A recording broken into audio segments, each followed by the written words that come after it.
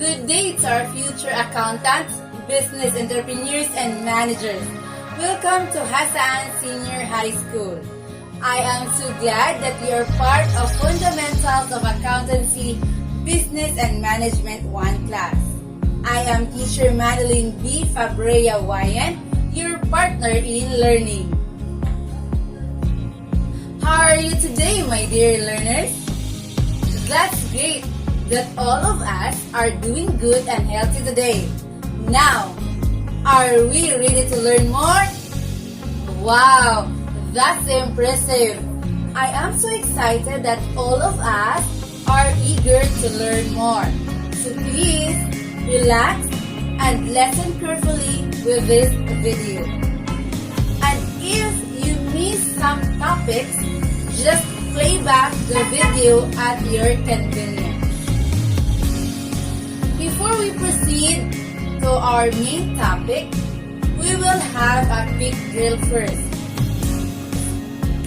Choose the letter of the best answer. Okay, number 1. Bookkeeper is blank, whose job is to keep the financial affairs of a business. A librarian. B, an accounting technician. C, a collector. Very good! Bookkeeper is an accounting technician whose job is to keep the financial affairs of a business. How about number 2? Bookkeeping is a process of blank. A, recording all financial transactions made by the business. B, keeping books in the library. Or C, recording the data in the school library. Correct! Bookkeeping is a process of recording all financial transactions made by the business. Now let's proceed to number 3. Accountant is a professional and a blank who is responsible for keeping and interpreting financial records.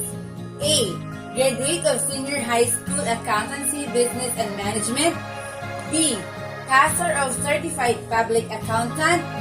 C, college graduate of business related course. Amazing! You really knew it. Accountant is a professional and a passer of certified public accountant who is responsible for keeping and interpreting financial records. Number 4. Accounting is a process of blank. A, identifying, measuring, and communication skills. B, identifying, measuring, and communicating people in the market. C, identifying, measuring, and communicating economic information to make decisions. Yes, accounting is a process of identifying, measuring, and communicating information to make a decision. Now for the last number 5.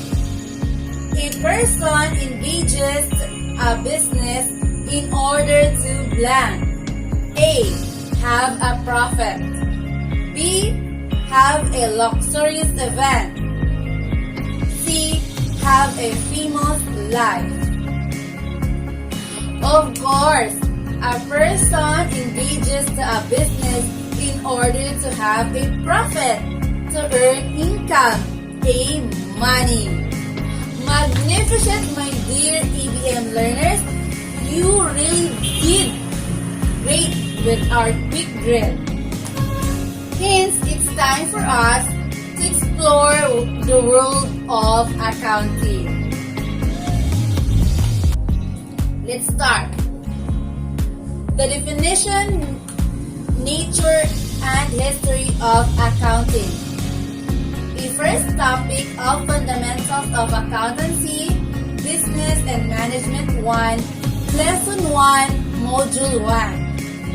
In this lesson, we will able to define accounting, describe the nature of accounting, distinguish bookkeeping and accounting, explain the function of accounting the business, and of course, narrate the history or origin of accounting.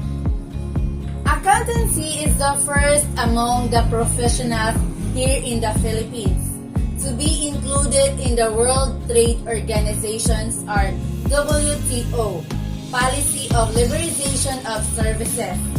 This means that Filipino accountants will be freely competing with other accountants from the other parts of the world.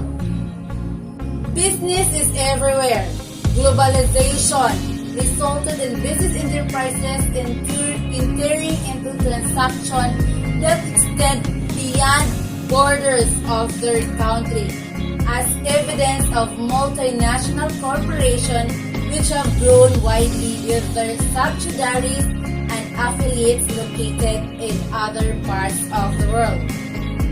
Before we go further, we have first to tackle the history of accounting.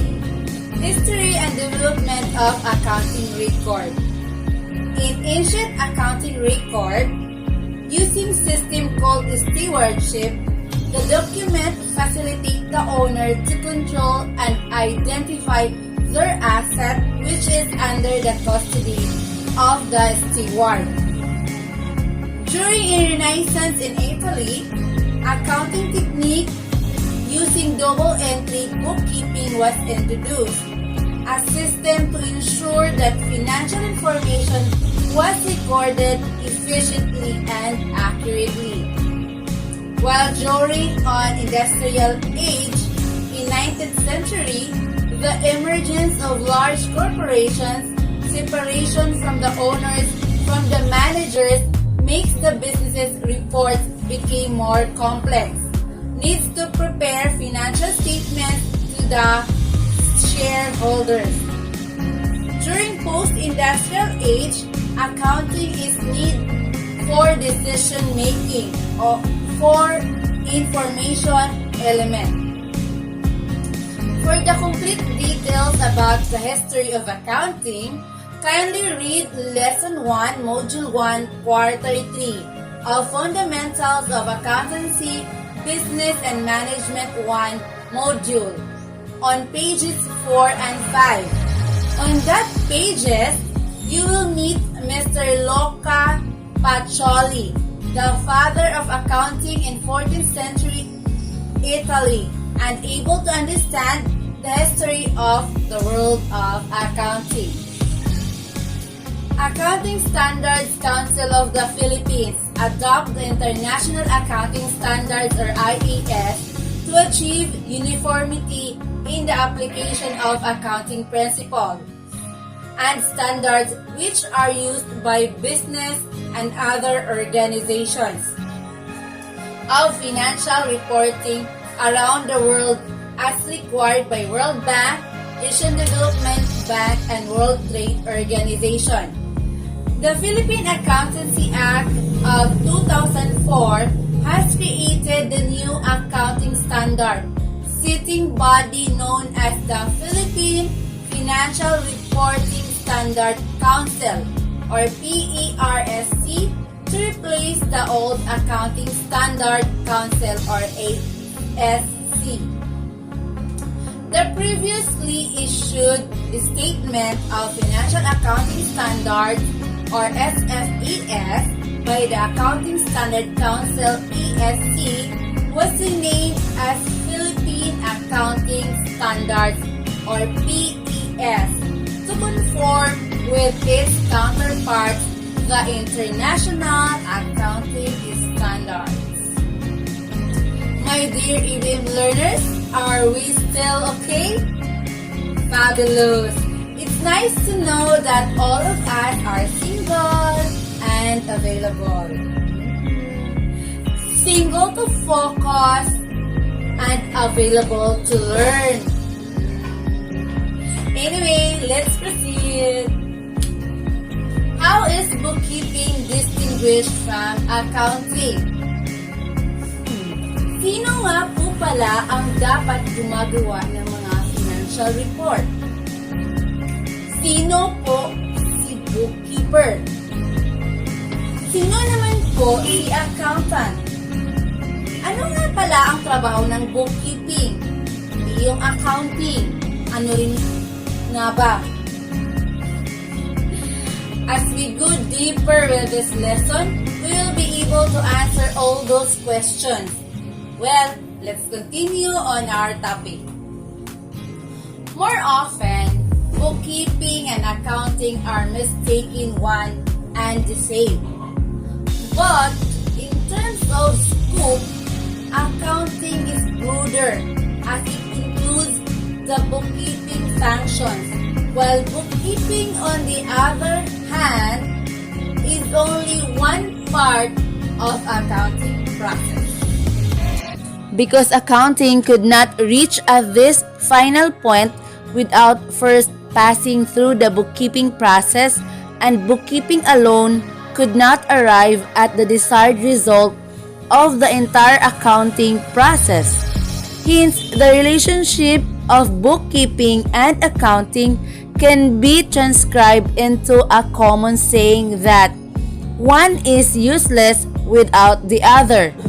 In short, while the bookkeeper does the how accounting is done, which refers to the mechanical aspects, the professional accountant does the why accounting is done, refers to the analytical interpretative aspects of accounting. Bookkeeping means is the systematic and chronological recording of business transactions and events in the book of accounts. Systematic means it follows procedures and principles. And chronological means the transactions are recorded in order of the date of occurrence. Ibig sabihin po, ang systematic po ay mayroong sinusunod na tamang procedures and principles or mga antas na mga kahalagahan ng isang bagay o gawain na ang layunin ay matukoy po ang pinakamahalaga at mabuting gawin. At kapag sinabing chronological naman, ito po ay ang pagkakasunod-sunod ng mga transactions ayon sa petsa or date na naganap ang transaksyon o pangyayari sa business. Halimbawa, kung bumili ka ng sapatos kahapon, March 22, 2021, at nagbayad ka rin ng electric bill noong nakaraang linggo, March 15, 2021, ibig sabihin po, una mong isulat sa transaksyon ng Book of Accounts ang unang naganap. At ito po ay ang pagbabayad ng electric bill on March 15, 2021. At kasunod mong isulat ang sumunod na naganap. At yun po ay ang pagbili ng sapatos on March 22, 2021. Hindi po pwedeng mauna ang March 22 sa March 15. Dahil nga po, dapat po chronological. In bookkeeping, it includes the preparation of the complete stages of accounting cycle. It comprised of record financial transactions, include purchases, sales, receipts and payments by individual, person, or an organization.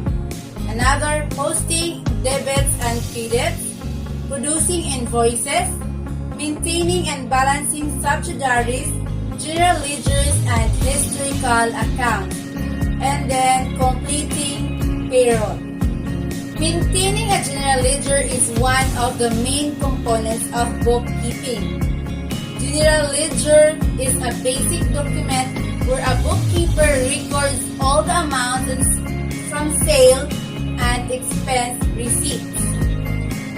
Bookkeeper is an accounting technician whose job is to keep the financial affairs of a business, maybe a graduate or undergraduate of any business course who has a basic knowledge, experiences and technical skills in accounting, afforded with the opportunities to handle accounting work, but they are prohibited by law to practice public accounting as the same is being reserved to certified public accountant.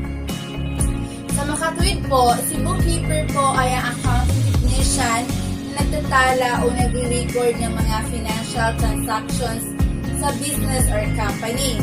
Part of their responsibility is not only in recording in the book of accounts but includes financial recording preparation. Ngunit, hindi saklaw o sakop sa kanilang trabaho ang trabaho ng isang certified public accountant. Lalong-lalo na kung ang isang bookkeeper ay hindi graduate ng Bachelor of Science in Accountancy or any accountancy-related na course. At hindi rin po siya lisensyado or hindi maaaring mag-take ng exam para maging certified public accountant. Ito po ay naaayon sa batas na nakasaad din po sa Professional Regulation Commission or PRC.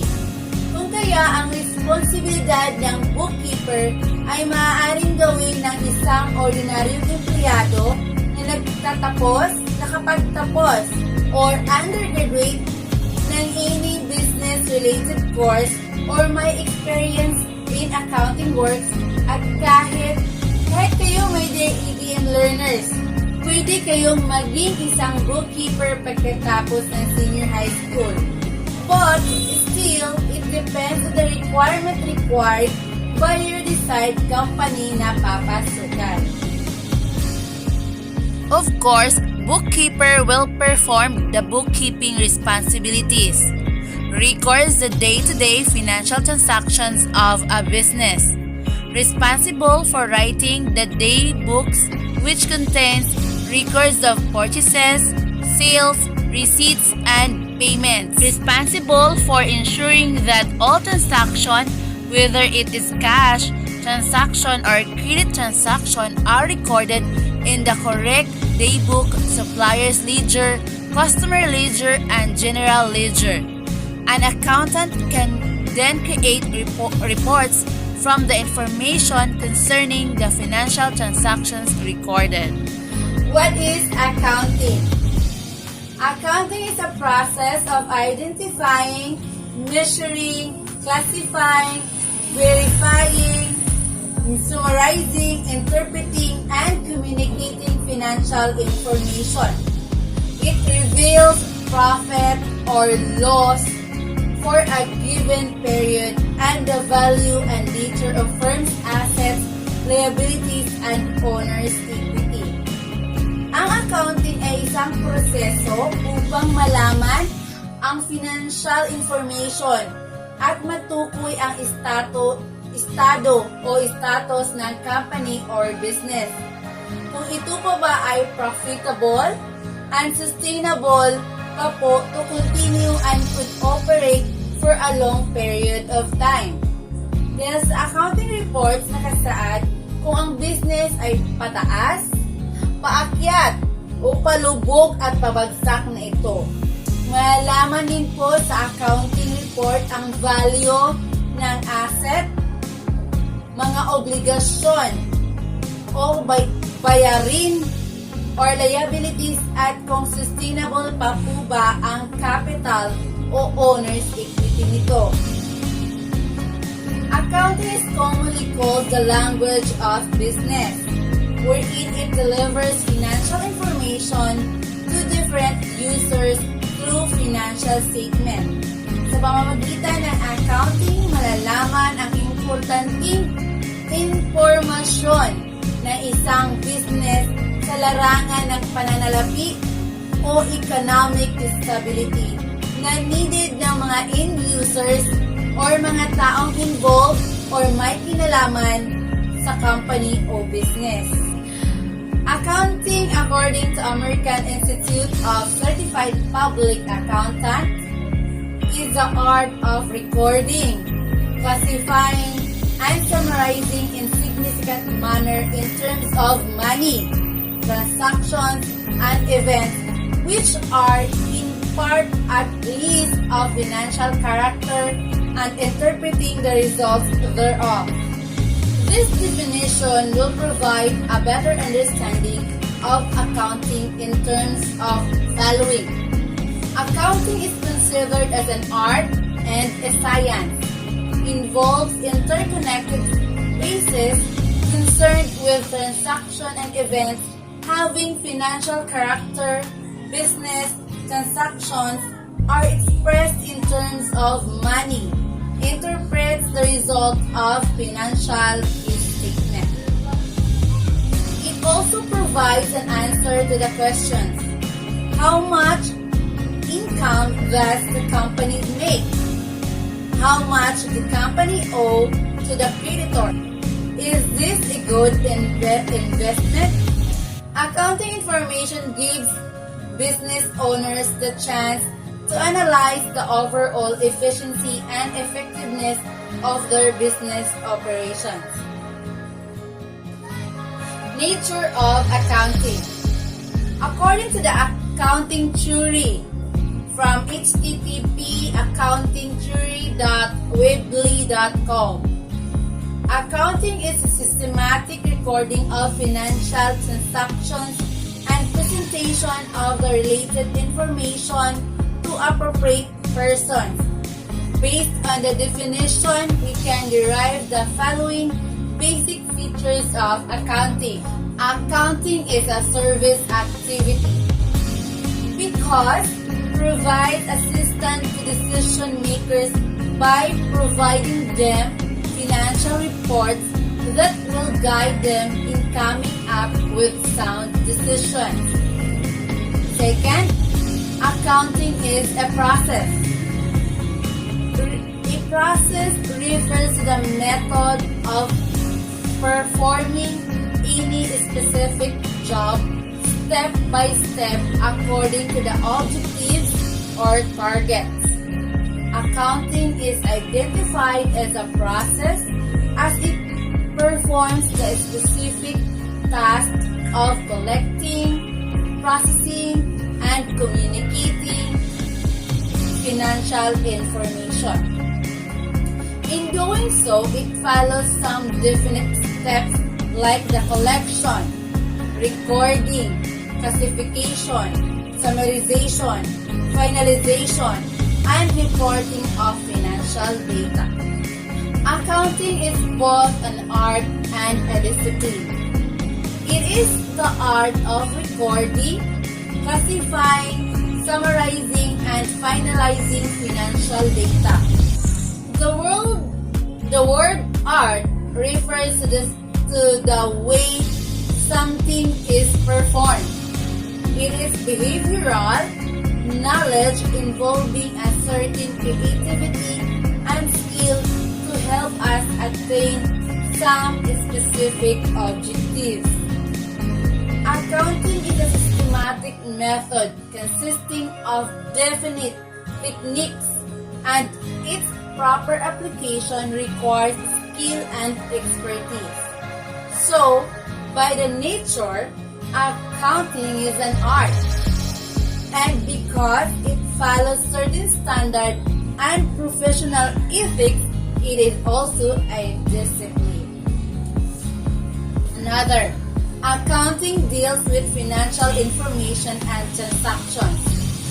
Accounting records financial transactions and data, classify this and finalize the results given for a specified period of time as needed by their users. At every stage, from start to finish, accounting deals with financial information and financial information only. It does not deal with non-monetary, non-financial aspects of such information. Lastly, accounting is an information system. Accounting is recognized and a storehouse of information. As a service function, it collects, processes, and communicates financial information of an entity. This discipline of knowledge has evolved to meet the need of financial information as required by various interested groups. Business and accounting. Why is it accounting is very important to business? Why person engages in a business? Bakit ang maraming tao magnegosyo? The primary motive of a person to engage a business is, of course, to earn income or profit or to have money. Create job and opportunities to others in terms of providing employment and also to help others by providing their needs. Kung kaya nararapat lamang po na isulat o itala o i-record ng isang bookkeeper ang lahat ng business transaction events ng isang company at gagawa ng financial report upang matukoy ng isang accountant ang resulta ng accounting report at malaman ng mga internal users ang estado ng company, lalong-lalo na ang profit at losses nito. Who are the professional accountants?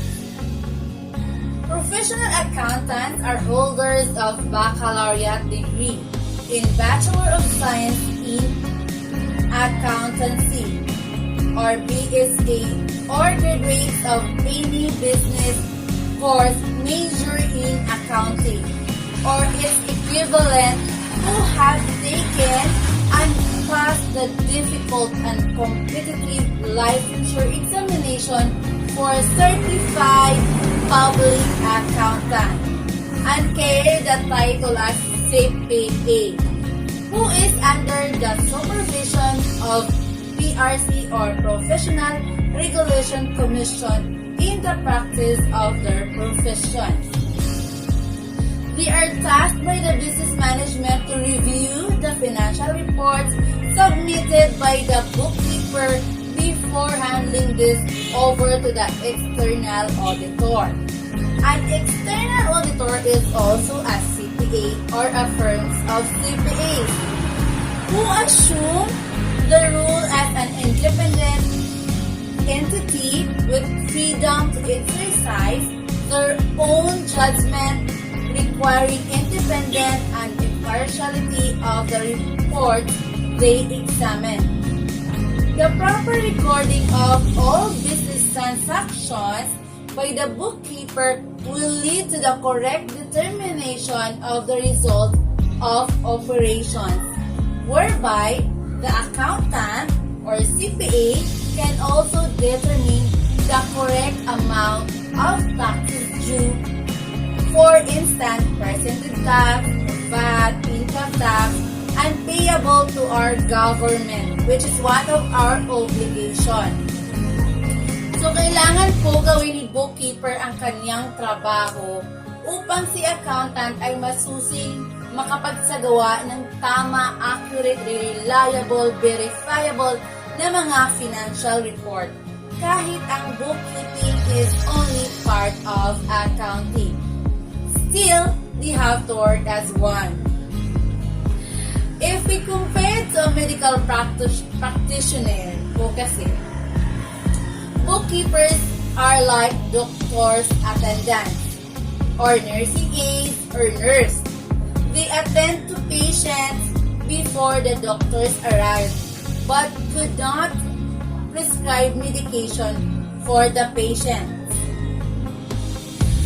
In every aspect of our life, either we are a professional or not, we are living in an era of accountability. Whether we like it or not, we have to cope with our budget in foods, clothing, shelter, education for our children, education for us, salaries, house helpers, kung may maid, kung wala, sarili. Payments for our transportation. Hindi pwedeng maglalakad papuntang Cagayan. Payment for cellphone loads. Lalo na ngayon, kailangan mong tawagan ang lamanan yung puso. Internet. Hindi pwedeng walang Facebook. Water and electric bill. Payment of our income taxes and maybe more. Maraming pangyayari na si accounting ay involved. Every one of us practices accounting in one form to another every day. Whatever we do, wherever we go, everything involves decision making, computing, recording, classifying, analyzing, summarizing, and verifying. Accounting is present. Regardless if they are a lawyer, a teacher, a doctor, an engineer, a housemaid, a farmer, or a priest, they need the working knowledge of accounting for their daily activities. Pagbangon mo pa lang sa umaga, iisipin mo na ang iyong pagkain. Ang tanong, magkano ang budget na iyong pagkain?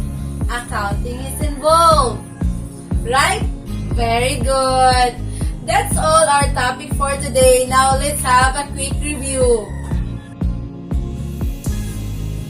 Choose the letter of the best answer.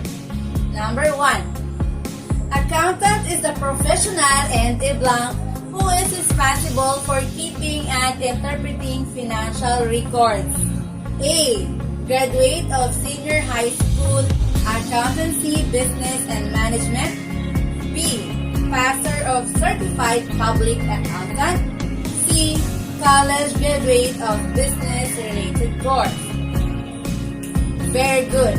Accountant is a professional and a passer of certified public accountant who is responsible for keeping and interpreting financial records. Number 2. Bookkeeper is blank, whose job is to keep the financial affairs of a business. A. A librarian. B. An accounting technician. C. A collector. Great job! Bookkeeper is an accounting technician whose job is to keep the financial affairs of a business. Proceed to number 3. Accounting is a process of blank. A. Identifying, measuring, and communication skills. B. Identifying, measuring, and communicating people in the market. C. Identifying, measuring, and communicating economic information to make decisions.